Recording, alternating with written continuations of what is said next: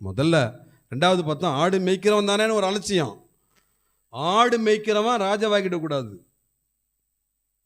ஆடு மேய்க்கிறவன் அந்த அரியணையில் போய் உட்கார்ந்துடக்கூடாது.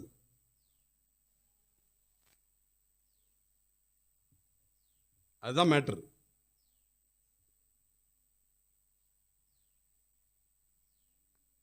ஆடு மேய்க்கிறவன் ராஜா ஆயிட்டா அப்புறம் அந்த ஆட்டை யார் மேய்க்கிறது?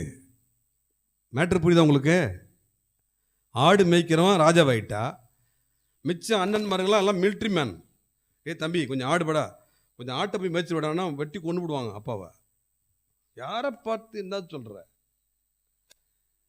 இவன் தான் இழிச்சவாயன்.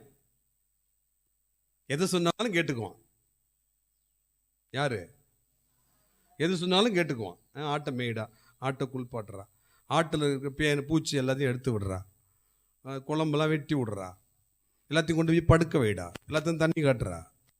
இவன் தான் கேட்பான் சொல்றதெல்லாம்.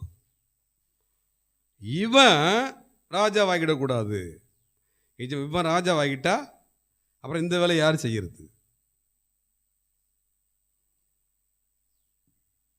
அதுதான் மேட்ரு.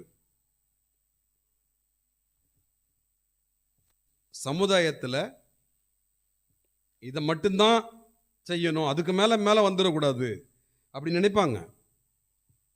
இந்த ஆள்